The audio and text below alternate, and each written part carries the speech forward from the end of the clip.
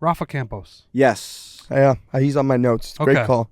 Great call. I mean, he was one of our favorites at the Corn Ferry event. The best. He missed the cut that week, too. Missed the cut and stuck around, Yep. smoking cigarettes and giving us insight and getting on the microphone and talking about his experiences, grinding through the Corn Ferry Tour, finally gets on the PGA Tour. He'd always, had a couple events each year, right? Yeah. He always gets himself into a PGA Tour similar to, event. what Alistair's at now. Yes. PGA Tour events, But for trying to make it through the Corn for Ferry years. Tour. He's for a in long time. mid-30s, right? I think so.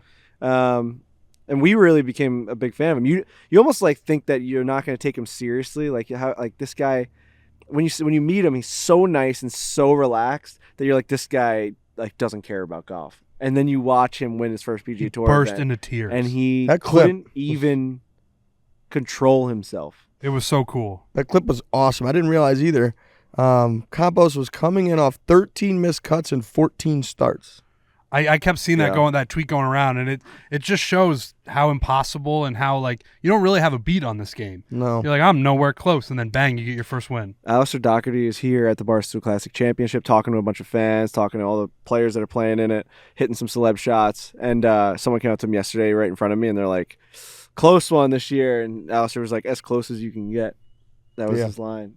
Literally as close as I could get to a PGA Tour card. It's true. It's really hard to fathom. That He had to finish in second.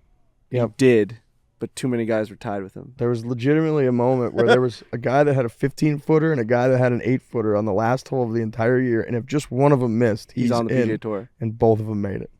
It's plan's a plan. Plan's a plan. Plan is Same the as the plan. same for Rafa. Right. Yes. He had to have a win to keep his tour card, by the way. Had to win and won. That's Rafa. unbelievable. Yeah. He only has one more tournament to do it, which would have been, I think, the RSM or something like that. Yeah, that's this week. And that's it. And he won the Bermuda tournament. I feel bad because I wasn't really watching. The Bermuda tournament is not the Masters. And then I saw that clip come through, which shout out to social media. Social media is great for that part of it, where it's you kind of get what you need out of it. I do wish, if I would have been a little bit locked in, I obviously would have glued to that back nine because we love Rafa. He's the man. But seeing that clip and that came across my desk of him just bursting into tears in the most sincere way It's a good feeling. imaginable was so cool. The amount that goes into that. And you're right. It's easy to write about. It's almost, I feel like that about a Joel Damon or even Max Homa sometimes, where it's We there's say that such all the time about cool Joel. customers, and then you realize that they're out there, they're emotional, they're putting their heart and soul into it, their family's depending on them, they're going to have to put some kids through college, they've got homes that they've bought and whatever, they've got the whole team of, we talked to Nico the other week, and he was listing off, the guy listed off 12 people that are on his staff basically. Right. So it's dude, when these guys win and they have success, it's got 12 people on their team that are in tears because of how much that means for them, how much they care about that person, how much they sit at home and grind over, whether it's the stats or whether it's the nutrition or whether it's the techniques of the swing. They're doing everything they can. That's their professional work time and emotional, personal time into making that person successful. And then when that person is successful, it means the world to them. So that's a lot of stress for these guys. They're like the CEOs of their own operation out there.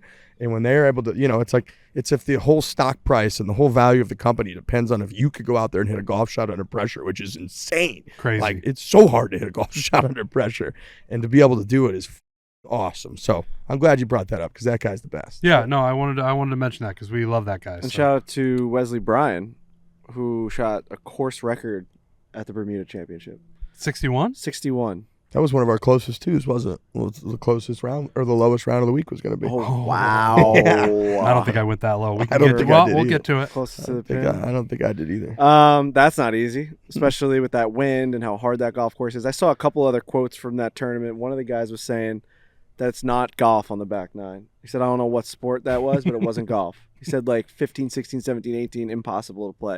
And then you got guys I think that they were playing at different times and the wind came in for a different, for a different flight. Yeah. It changes the game. But that's impressive. How about there's a guy out here at the Barstool Classic Championship that has the course record at Palmetto? Shot a 59. That's Yeah. insane.